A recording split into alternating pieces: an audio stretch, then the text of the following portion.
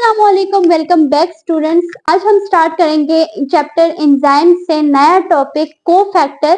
Cofactor हमारे पास क्या होते हैं, इनको हम कहते हैं हेल्पर ऑफ एंजाइम। ठीक है, एंजाइम के बारे में हमने पढ़ा था कि एंजाइम हमारे पास क्या होते हैं जो कि स्पीड अप करते हैं केमिकल रिएक्शंस को। अब एंजाइम जो है वो केमिकल रिएक्शन को स्पीड अप करेंगे और साथ ही वो क्या करते हैं, लोअर करते हैं एक्टिवेशन एनर्जी को। अब जो कोफैक्टर होते हैं वो क्या होते हैं, एंजाइम के साथ ही हेल्पर होते हैं जो कि एंजाइम के लिए रिक्वायर होते हैं ताकि वो अपने प्रॉपर फंक्शंस परफॉर्म कर सके। ठीक है, इसको हम ऐसे समझ लेते हैं कि कुछ एंजाइम आपके पास इस तरह के होते हैं जिनको प्रॉपर फंक्शन के लिए कोफैक्टर रिक्वायर होते हैं, जिनको प्रॉपर फंक्शन के लिए कुछ हेल्पर जो है मॉलिक्यूल्स वो रिक्वायर होते हैं, और वो जो हेल्पर मॉलिक्यूल्स होते हैं वो क्या होते हैं आपके पास, कोफैक्टर। ठीक है, अब कोफैक्टर को हम पढ़ते हैं।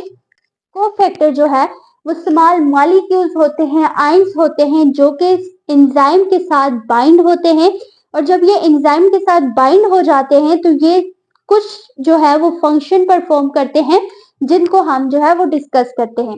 सबसे पहले आपके पास आ जाता है अटैचमेंट विद सबस्ट्रेट, और साथ ही इसके साथ का ही फंक्शन है act as a bridge between enzyme and substrate. अब हमने कहा कि जो कोफैक्टर हैं वो हेल्पर होते हैं एंजाइम के लिए। अब ये क्या करते हैं बेटा कि एंजाइम के साथ अटैच होते हैं और एंजाइम को हेल्प आउट करते हैं ताकि वो बाइंड करवा सके सबस्ट्रेट को अपने साथ।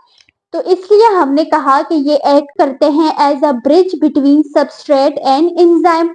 ठीक है, ये एंजाइम और सबस्ट्रेट के दरमियान ब्रिज का काम करते हैं क्योंकि ये हेल्प आउट करते हैं सबस्ट्रेट को अटैच करवाने में एंजाइम के साथ। फिर इसके अलावा बेटा हमने कहा कि ये कैटालिटिक प्रोसेस में इन्वॉल्व होते हैं। एंजाइम के बारे में हमने क्या पढ़ा था कि एंजाइम आपके पास सबस्ट्रेट में मॉडिफिकेशन करता है और उसको प्रोडक्ट में कन्वर्ट करता है।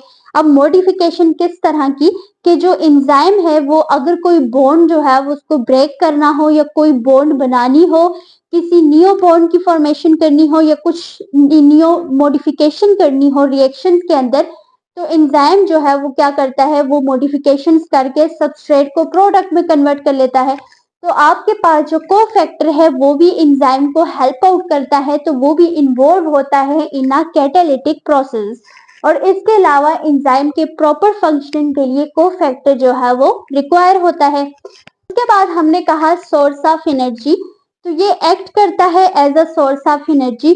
कोई भी रिएक्शन है उसको आपने प्रोसीड करवाना हो तो आप सर्टेन अमाउंट ऑफ एनर्जी जो है उस रिएक्शन को देते हैं ताकि वो रिएक्शन जो है वो परफॉर्म हो। तो यहाँ पर बेटा एंजाइम और कोफैक्टर जो है वो क्या करते हैं कि एक्ट करते हैं as a source of energy. जो एनर्जी आप देते हैं उस एनर्जी को हम कहते हैं एक्टिवेशन एनर्जी। एक्टिवेशन एनर्जी की ही वजह से मॉलिक्यूल्स में कोलिजन होगी, कोलिजन की वजह से एक दूसरे के साथ वो इंटरेक्ट करेंगे और उनकी इंटरेक्शन जो है वो एक दूसरे के साथ इंक्रीज हो जाएगी। इंटरेक्शन इंक्रीज होगी बेटा तो आपके पास मॉडिफाई होके एक प्रोडक्ट फॉर्म्ड हो जाएगा। तो सिमिलरली जो एंजाइम और कोफैक्टर है वो आपके पास उस एनर्जी को रिड्यूस कर लेते हैं और जितनी भी रिक्वायरमेंट्स होती है वो ये जो है वो खुद फुलफिल कर लेते हैं और रिएक्शन को जो है स्पीड अप कर लेते हैं। अब हम बेटा पढ़ेंगे टाइप्स ऑफ कोफैक्टर। अब कोफैक्टर हमारे पास दो तरह के होते हैं, एक इनऑर्गेनिक और एक ऑर्गेनिक। अब अगर हम ऑर्गेनिक की बात करें तो उसमें फर्दर टू टाइप्स आती हैं, कोएंजाइम और प्रोस्थेटिक ग्रुप। जबकि हम इनऑर्गेनिक की बात करें तो इसमें आपके पास एक टाइप आती है मेटल आयंस। ठीक है, जो एंजाइम आपके पास इनऑर्गेनिक होते हैं उनमें मेटल आयंस इन्वॉल्व है। अब मेटल आयंस क्या है बेटा, सबसे पहले तो ये आपके पास क्या होते हैं, अब मेटल आयंस क्या है, सबसे पहले तो ये क्या होते हैं, एक्टिवेटर्स। इसके अलावा ये क्या होते हैं, डिटैचेबल। अब ये एक्टिवेटर्स होते हैं, मीन टू से ये क्या करते हैं, एंजाइम्स को एक्टिवेट कर लेते हैं ताकि वो अपने प्रॉपर फंक्शन कर सकें। इसी के साथ अगर डिटैचेबल है तो इट्स मीन के ये जो है रिमूव हो सकते हैं। अगर ये एंजाइम के साथ अटैच हो जाए तो ये आपके पास दोबारा से रिमूव हो सकते हैं। फिर अगर हम इसकी एग्जांपल पढ़ें तो इसमें हमारे पास आ जाता है आयरन, कॉपर, मैग्नीशियम, जिंक। तो ये सारे जो हैं ये आपके पास क्या है, मेटल आयंस हैं। यहाँ पर हमारे पास बेटा एक रिएक्शन है और ये रिएक्शन जो है वो ग्लाइकोलिसिस के एक स्टेप से उठाया गया है। अब जो ग्लाइकोलिसिस होता है वो क्या होता है, जिसमें ग्लूकोज के जो मॉलिक्यूल होता है वो पाइरुवेट में कन्वर्ट होता है। तो यहाँ पर एक स्टेप जो है ये ग्लाइकोलिसिस में से है। ग्लूकोज जो है वो एटीपी के साथ मिलता है और आपके पास ग्लूकोज 6 फॉस्फेट बनता है और एटीपी जो है बन जाती है। तो यहाँ पर अगर आप बेटा देखें तो एंजाइम आपके पास हेक्सोकाइनेज यूज हुआ है और उसी के साथ आपके पास कोफैक्टर यूज हुआ है जो क्या है, मैग्नीशियम। अब मैग्नीशियम जो है वो मेटल आयन थे, वो हेक्सोकाइनेज के साथ यूज हुआ है और उसने क्या किया है, सबस्ट्रेट को मॉडिफाई करके प्रोडक्ट में कन्वर्ट कर लिया है। तो यहाँ पर ग्लूकोज प्लस एटीपी जो है वो कन्वर्ट हुआ है ग्लूकोज 6 फॉस्फेट में। अब आगे हम आ जाते हैं ऑर्गेनिक पे। इनऑर्गेनिक को हमने स्टडी कर लिया। अब ऑर्गेनिक में हमारे पास 2 क्लासेस आती हैं, कोएंजाइम और प्रोस्थेटिक ग्रुप। कोएंजाइम हमने क्या कहा कि ये लूजली बाउंड होते हैं एंजाइम के साथ। इसके अलावा ये क्या होते हैं, डेरिवेटिव्स होते हैं विटामिन के, जिनमें हमारे पास एटीपी, एनएडी और एफएडीएच आ जाता है। जबकि प्रोस्थेटिक ग्रुप की बात करें बेटा, तो जो प्रोस्थेटिक ग्रुप है वो क्या होते हैं, कोवलेंटली बाउंडेड होते हैं टू प्रोटीन पार्ट। इसके अलावा ये क्या होते हैं, परमानेंटली अटैच होते हैं विद एंजाइम। अगर हम इनकी बात करें तो ये आपके पास रिमूव हो जाते हैं एंजाइम से इजीली, लेकिन जो प्रोस्थेटिक ग्रुप है वो रिमूव नहीं होते, वो परमानेंटली अटैच होते हैं एंजाइम के साथ। अब जो है इसमें एग्जांपल क्या आ जाती है, आयरन कंटेनिंग पोर्फिरिन रिंग। ये जो है ये आपके पास सर्टेन एंजाइम के साथ अटैच होती है और ये एक्ट करती है एज अ प्रोस्थेटिक ग्रुप। अब इसमें कौन से एंजाइम, तो एक एग्जांपल आप जाती है आपके पास साइटोक्रोम। तो वो एक एंजाइम होता है जिसके साथ ये वाली रिंग आपके पास अटैच होती है और ये क्या हो जाती है, प्रोस्थेटिक ग्रुप जो है वो अटैच होता है उस एंजाइम के साथ। कोएंजाइम में जो है वो हम एक एग्जांपल पढ़ते हैं, इथाइल अल्कोहल जो है एसिटाल्डिहाइड में कन्वर्ट होता है। अब किस तरह से कन्वर्ट होता है, तो इसमें आपके पास एक एंजाइम इन्वॉल्व होता है और साथ ही कोफैक्टर इन्वॉल्व होता है। कोफैक्टर भी की कौन सी टाइप, कोएंजाइम जो है यहाँ पर होता है।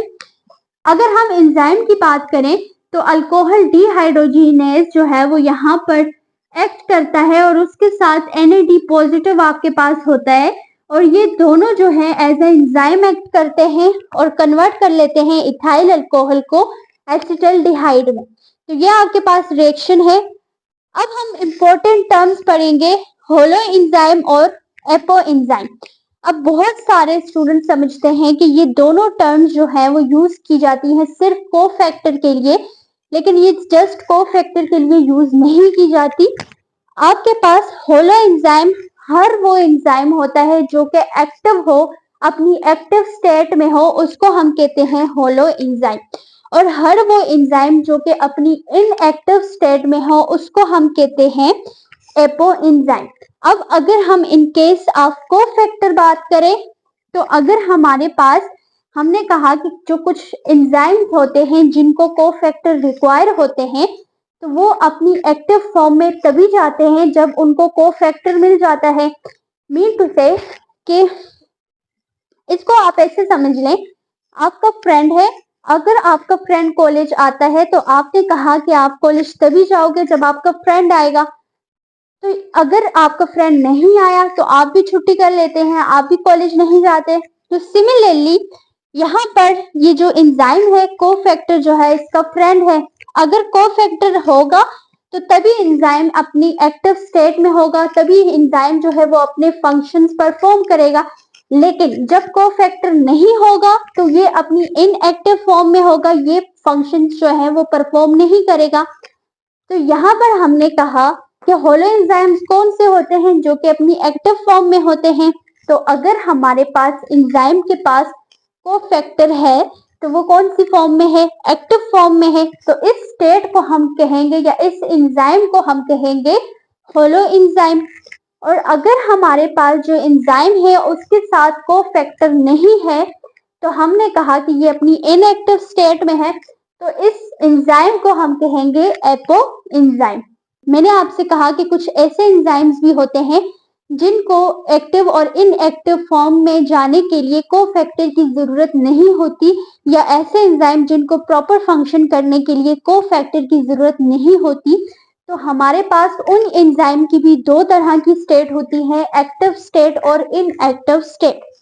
अब अगर हम इसमें एक एग्जांपल लें तो हमारे पास पेप्सिनोजिन एक एंजाइम है, उसकी एग्जांपल आ जाती है आपके पास। यहाँ पर हमारे पास जो है ये स्टोमिक है आपके पास, इसकी वॉल जो है वहां पर स्टोमिक की वॉल से जो गैस्ट्रिक ग्लैंड्स है वो सिक्रीट करते हैं पेप्सोजन को। अब ये जो पेप्सिनोजन है आपके पास, ये अपनी इनएक्टिव फॉर्म में है, ठीक है। क्यों ये अपनी इनएक्टिव फॉर्म में है? क्योंकि इसके पास जो है वो एक्स्ट्रा पॉलीपेप्टाइड्स फ्रेगमेंट्स है। अब ये जो एक्स्ट्रा जो पॉलीपेप्टाइड फ्रेगमेंट्स है, इन्होंने इनको इनएक्टिव स्टेट में रखा हुआ है। जब ये ल्यूमेन में जाएगा, जब ये यहाँ से सिक्रीट होके ल्यूमेन में जाएगा, तो यहाँ पे ये HCl के साथ रिएक्ट करेगा। तो HCl के साथ रिएक्ट करते ही इसकी जो एक्स्ट्रा फ्रेगमेंट्स है वो रिमूव हो जाएंगी, और जैसे ही इसकी एक्स्ट्रा फ्रेगमेंट्स रिमूव हो जाएंगी तो ये अपनी एक्टिव स्टेट में चला जाएगा, तो ये कन्वर्ट हो जाएगा पेप्सिन में। तो ये जो पेप्सिनोजन है ये इनएक्टिव स्टेट है, जबकि जो पेप्सिन है ये एक्टिव स्टेट है इस एंजाइम की। तो अब जो अगर होलो एंजाइम और ओपो एंजाइम वाली बात यहाँ पे की जाए, अगर ये हम अपनी इनएक्टिव स्टेट में है तो इसको हम कहेंगे एपो एंजाइम, और जब ये अपनी एक्टिव स्टेट में चला जाएगा तो इसको हम कहेंगे होलो एंजाइम। तो ये आपके पास था कोफैक्टर का डिटेल लेक्चर। हमने बच्चे आज कोफैक्टर पढ़ा, उसकी इंपॉर्टेंस पढ़ी, उसकी टाइप्स पढ़ी, जिसमें ऑर्गेनिक और इनऑर्गेनिक आ जाता है। इनऑर्गेनिक में हमने मेटल आयंस को पढ़ा, ऑर्गेनिक में हमने को एंजाइम और प्रोस्थेटिक ग्रुप को पढ़ा। इसके अलावा जो है वो हमने एपो एंजाइम और होलो एंजाइम को पढ़ा, और साथ ही हमने ऐसे एंजाइम्स को भी पढ़ा जो कि जिनको कोफैक्टर रिक्वायर्ड नहीं होते, ठीक है। ये था हमारा बेटा कोफैक्टर का लेक्चर। इसके अलावा बेटा आपने अगर फ्री एमडी कैट की तैयारी करनी है, आपने ईटा टेस्ट की तैयारी करनी है, तो जल्दी से जाएं डिस्क्रिप्शन बॉक्स में और वहां पर जाके व्हाट्सएप ग्रुप को ज्वाइन करना है, ताकि आप जो है फ्री में घर बैठे अपनी एमडी कैट की तैयारी कर सकें और आपको महंगी महंगी अकेडमी ज्वाइन करने की जरूरत ना पड़े। नेक्स्ट लेक्चर के लिए इंतजार करें, तब तक के लिए अल्लाह हाफिज।